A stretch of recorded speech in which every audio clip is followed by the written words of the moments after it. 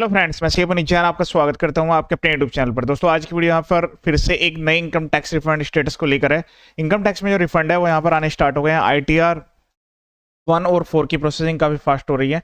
Income tax की official website है www.incometax.gov.in। अगर आपने अपनी इनकम टैक्स रिटर्न को फाइल कर दिया है और अभी तक आपका इनकम टैक्स रिफंड नहीं आया है, तो आपको जो है तुरंत यहाँ पर चेक करने की रिक्वायरमेंट है। कुछ ऐसे स्टेप्स है जो कि यहाँ पर मैं आपको बताने वाला हूँ, इनको आप फॉलो जरूर करिएगा और वीडियो को शेयर जरूर कीजिएगा। यहाँ पर मैं डेली जो ITRs प्रोसेस होती जाएंगी उसके लिए रिगार्डिंग मैं यहाँ पर अपडेट करता रहूँगा। ITR 1 2 3 4 5 6 सबके लिए लेटेस्ट अपडेट मैं यहाँ पर बताता रहूँगा, क्योंकि मल्टीपल ITRs यहाँ पर फाइल होने वाली है, तो उसकी कब कब क्या क्या टाइमिंग्स थी, तो इससे आपको आइडिया मिलेगा। और अदर्स जितने भी व्यूअर्स हैं उनकी भी हेल्प होगी कि भाई इस पर्टिकुलर केस में क्या क्या इनकम थी, कितना रिफंड आया था और बैंक वैलिडेशन स्टेटस किस तरीके से था। ठीक है, तो वो सारी चीज़ें हम यहाँ पर कवर करेंगे। इसमें यहाँ पर स्टेटिक्स भी है, लेकिन स्टेटिक्स अभी तक इन्होंने अपडेट नहीं किया है कि कितनी ITR यहाँ पर प्रोसेस हो चुकी है। स्टेटिक्स में क्या है, इस बार पहले क्या था कि इन्होंने टाइमली अपडेट कर दिया था, लेकिन लास्ट में इसी वाले पेज पर जब आप अगर जाकर देखेंगे तो यहाँ पर एक आपको स्टेटिक्स का ऑप्शन मिलेगा। जो स्टेटिक्स है उसमें ITR फाइलिंग तो दिखा रहा है, लेकिन अब ये नहीं बता रहा है कि कितना जो है प्रोसेस हो गया है। लेकिन कुछ लोगों ने यहाँ पर अभी मैसेज डालना शुरू कर दिया है कि भाई उन्होंने ITR जो है फाइल की थी, उनका जो है रिफंड भी आ गया है, स्मूथली वर्किंग कर रहा है। तो ऐसे ऐसे मैसेज यहाँ पर आपको देखने के लिए मिल जाएंगे। स्टेटिक्स में क्या है कि वैसे तो इस स्टेटिक्स का जब बेनिफिट होता है जब ये भी बताते कि भाई यहाँ पर टोटल नंबर ऑफ इतनी ITR फाइल हो गई है और इतनी इन्होंने प्रोसेस कर दी है। ये तो ये बता रहे हैं कि भाई इतने जो रजिस्टर्ड है उसमें से इतने लोगों ने ITR फाइल करी है और इतनी ITR वेरीफाई हुई है। अभी तो कुछ ऐसे पर्सन भी है जिन्होंने अपनी ITR को वेरीफाई नहीं किया है। ठीक है, तो पहले हम यहाँ पर लॉगिन करेंगे। लॉगिन करके आपको अपने पैन कार्ड के थ्रू चेक करना होगा और कुछ ऐसी एक्टिविटी है जो कि आपको कंप्लीट कर लेनी है। लॉगिन करने के बाद आपको मैं फ्रंट से दिखा देता हूँ, कुछ डाटा यहाँ पर हाइड किया गया है। View ITR filing status.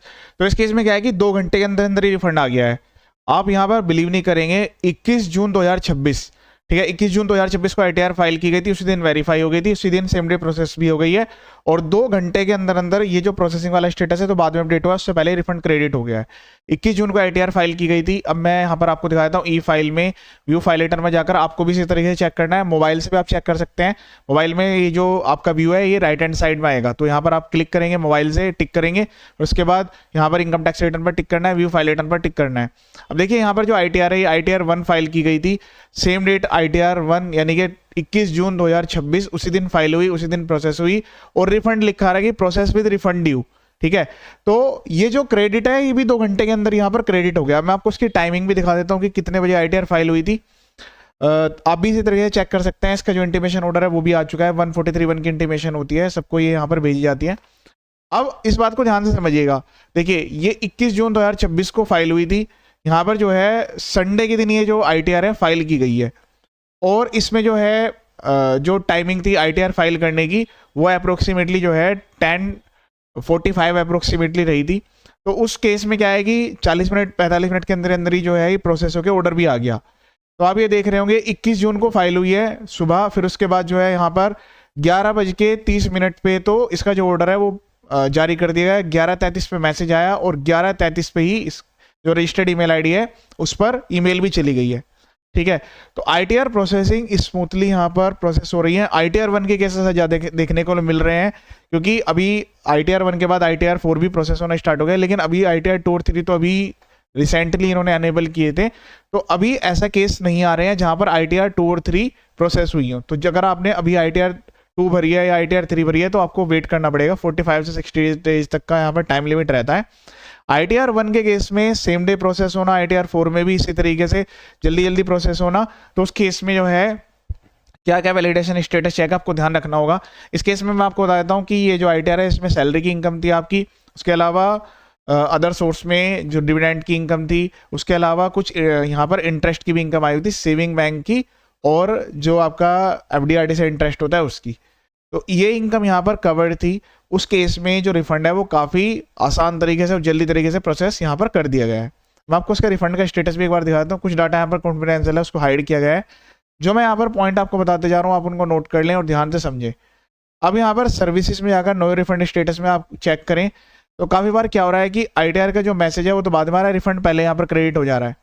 26-27 के बाद स्क्रॉल करके यहाँ सबमिट पर क्लिक करें। क्लिक करने के बाद यहाँ पर आपको देखिए स्टेटस देखने के लिए मिलेगा, refund send to the refund banker on 21 June date 21 June 2026। अभी यहाँ पर बैंक का स्टेटस जो है वो तो अपडेट नहीं हुआ है कि यहाँ पर SBI के द्वारा रिफंड ये प्रोसेस होता है और उसमें UTR नंबर भी आपको दिया जाता है।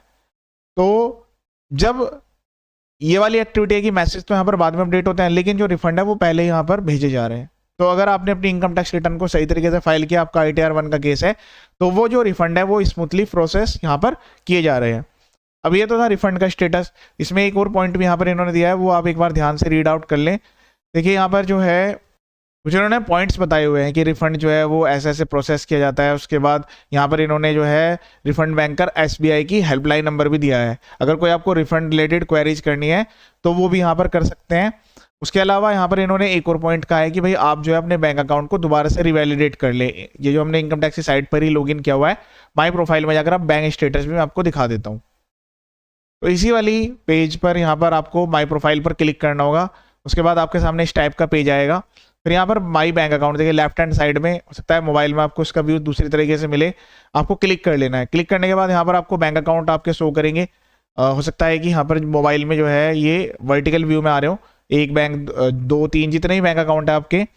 अब उसमें वैलिडेटेड और एलिजिबल फॉर रिफंड लिखा होना जरूरी है। जो पहला बैंक अकाउंट है उसी में रिफंड आया है, अगर यहाँ पर फेल्ड हो जाता है तो दूसरे बैंक अकाउंट में भी रिफंड आ सकता है। तो कम से कम आप यहाँ पर जो है एक नहीं तो 2 बैंक अकाउंट ऐड कर दे। काफी बार क्या होता है कि एक बैंक में की प्रॉब्लम आ रही है, दूसरा बैंक आप यहाँ पर ऐड कर सकते हैं। लेकिन अगर किसी का एक ही बैंक अकाउंट है तो भी कोई दिक्कत वाली बात नहीं है। यहाँ पर 3 डॉट्स पर क्लिक करें, यहाँ पर एक आपको ऑप्शन मिलेगा रिवैलिडेट का, रिवैलिडेट पर क्लिक करना है। फिर उसके बाद यहाँ पर जो आपका registered email ID mobile number है उस पर OTP जाएंगे, आधार का OTP आपको वेरीफाई करना है। उसके बाद यहाँ पर जो है ये स्टेटस चला जाएगा प्रोसेसिंग में कि भाई यहाँ पर जो है आपका स्टेटस आप चेक कर सकते हैं। कुछ टाइम बाद फिर से आप इस पेज पर जाएंगे, माई प्रोफाइल में जाकर उसको एक बार दोबारा से रिवैलिडेट करके चेक कर लेंगे। ठीक है, अगर दोबारा से भी यही दिक्कत आ रही है कि यहाँ पर वैलिडेशन सक्सेसफुल नहीं आ रहा है, एलिजिबल फॉर रिफंड नहीं लिखा हुआ रहा है, तो उस केस में आपको क्या करना होगा, पहले यहाँ पर 3 डॉट्स पर क्लिक करके बैंक को रिमूव कर देना है। बैंक रिमूव करेंगे तो यहाँ पर आपसे पूछेगा कि क्या रीजन है, रीजन लिख के बैंक को रिमूव कर दीजिएगा। फिर उसके बाद ऐड बैंक पर क्लिक करके दोबारा से नया बैंक अकाउंट ऐड कर लीजिएगा, मतलब नया मतलब इसी वाले बैंक को। लेकिन ध्यान रहे आप एक बार बैंक ब्रांच में जाकर चेक कर ले, कहीं उसका FSC कोड तो चेंज नहीं होगा। काफी बार क्या होता है कि बैंक ब्रांच में FSC कोड चेंज हो जाते हैं, उसकी वजह से भी प्रॉब्लम आ सकती है। अपने जो ईमेल आईडी मोबाइल नंबर है बैंक में भी और यहाँ पोर्टल पर भी उसको अपडेट कर दें, माई प्रोफाइल में उसका ऑप्शन आता है। उसके अलावा जो एड्रेस है उसका भी ध्यान रख के कंप्लीट एड्रेस सही तरीके से आपको एंटर करना है, कोई भी ITR में मिस्टेक नहीं करनी है। जैसे अगर आपकी कोई ITR में मिस्टेक हो गई तो रिवाइज का ऑप्शन होता है, तो मैंने रिवाइज के लिए एक सेपरेट वीडियो अपने YouTube चैनल पर अपलोड करी है, वो आप एक बार देख सकते हैं। 3 डॉट्स पर क्लिक करके इस टाइप के ऑप्शन से यहाँ पर आते हैं, व्यू बैंक अकाउंट डिटेल्स पर क्लिक करेंगे तो पूरी डिटेल भी आ जाएगी।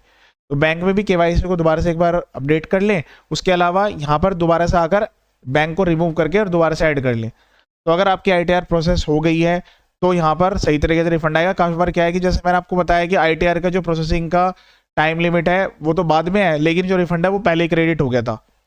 तो इस वाले केस में काफ़ी जल्दी सही तरीके से सेम डे रिफंड आया और काफ़ी फास्ट मोड में यहाँ पर रिफंड आया। इससे पहले भी मैंने एक स्टेटस अपडेट किया था, तो उसमें क्या था कि उसमें 3-4 दिन का गैप था। ठीक है, लेकिन अब जो रिसेंट में ITR फाइल हो रही है उसमें जो रिफंड है वो काफ़ी सही तरीके से और ईजिली यहाँ पर प्रोसेस किया जा रहा है। अब यहाँ पर नेक्स्ट स्टेप आपको क्या करना है, एक बार AIS पर क्लिक करें और ये AIS को जरूर वेरीफाई करें। हो सकता है कि जब आपने ITR भरी थी तो ये AIS अपडेट ना हुआ हो। इस पर क्लिक करें, टैक्स इन्फॉर्मेशन समरी पर क्लिक करें, यहाँ पर कुछ डाटा हाइड किया गया है, कॉन्फिडेंशियल है। पेज को स्क्रॉल कर ले और ये जो इनकम यहाँ पर आ रही है इंटरेस्ट फ्रॉम सेविंग अकाउंट, इस पर क्लिक करें। हो सकता है कि आपके यहाँ पर जो है 2, 3, 4, 5 अकाउंट दिख रहे हो और आपने बैंक अकाउंट वहाँ पर सही तरीके से ऐड ना किया हो, या ITR में आपने एक ही बैंक दिखा दिया, 2 बैंक दिखा दिए, जबकि आपके पास 5 बैंक अकाउंट है।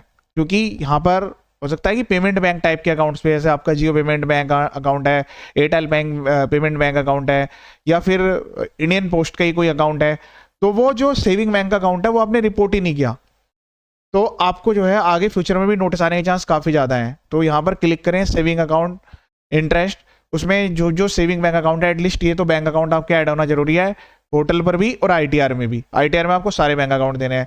जैसे कि मैंने आपको बताया था इसमें जो है सैलरी आई हुई है और सैलरी पर भी कोई TDS नहीं कटा हुआ है, क्योंकि इस बार क्या है न्यू टैक्स रिजीम में 12,75,000 तक की इनकम पर तो कोई टैक्स नहीं है, सैलरी पे कोई TDS नहीं कटा हुआ। 2 इनकम यहाँ पर शो कर रही है, एक तो सेविंग बैंक का इंटरेस्ट आ रहा है और दूसरा यहाँ पर FD का इंटरेस्ट आ रहा है। तो FD इंटरेस्ट, सेविंग का इंटरेस्ट और कुछ डिविडेंड इनकम आ रही है। उसके अलावा सैलरी की इनकम यहाँ पर रिपोर्ट की गई है। ITR 1 का ये केस है, ये मैंने आपको दिखा दिया है। उसके अलावा यहाँ पर जो है आप एक और भी चीज़ कर सकते हैं, ई फाइल में जाकर यहाँ से जो है 26 ईयर्स को एक बार वेरीफाई कर लें। 26 AS में भी यहाँ पर हो सकता है कुछ चीज़ें ऐसी हैं जो कि यहाँ पर आपकी रह गई हो। असेसमेंट 26-27 सेलेक्ट करें, HTML व्यू डाउनलोड पर क्लिक करके इसको पूरा स्क्रॉल करें। इसमें कौन कौन सी इन्फॉर्मेशन दी गई है, क्या वो आपने अपनी IITR में दिखाया है नहीं दिखाया, उसको एक बार प्रॉपर्ली वेरीफाई जरूर करें। लास्टली यहाँ पर जो है आप ग्रीवेंस में जाकर सबमिट ग्रीवेंस पर क्लिक करके ग्रीवेंस को सबमिट कर दे। इसमें तो 2 मिनट का टाइम लगेगा आपको। सेलेक्ट कैटेगरी में यहाँ पर जो है काफ़ी सारे ऑप्शन दिए गए, filing of ITR, income tax act 1961। सब कैटेगरी में यहाँ पर जो है आप ITR रिलेटेड इशू, जो भी आपका इशू है वो आप यहाँ पर मेंशन कर दे। ITR 1, 2, 3, 4 जिसके रिगार्डिंग भी है, जो भी आपने ITR फाइल किया, कंटिन्यू पर क्लिक करें। असेसमेंट ईयर 26-27 ये प्रोसेस है ना, यहाँ पर ग्रीवेंस डालने का भी चेंज हो गया है। अब यहाँ पर जो आपने जिस दिन ITR फाइल की थी उसका एक्नॉलेजमेंट नंबर, डेट यहाँ पर मेंशन कर दे। ये आपकी इनकम थी, आपने अपनी इनकम टैक्स रिटर्न को सही तरीके से फाइल किया है और आपका जो रिफंड है ITR है प्रोसेस क्यों नहीं हो रही है, क्योंकि जब आपकी ITR प्रोसेस हो जाएगी तब तो फिर रिफंड यहाँ पर 100% आपको मिल ही जाएगा।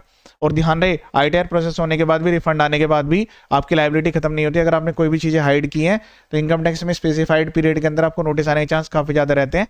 तो कोई भी चीज़ सही तरीके से आपको रिपोर्ट करनी है और हाइड बिल्कुल भी नहीं करनी है, कोई गलत एग्जाम से डिडक्शन नहीं लेनी है।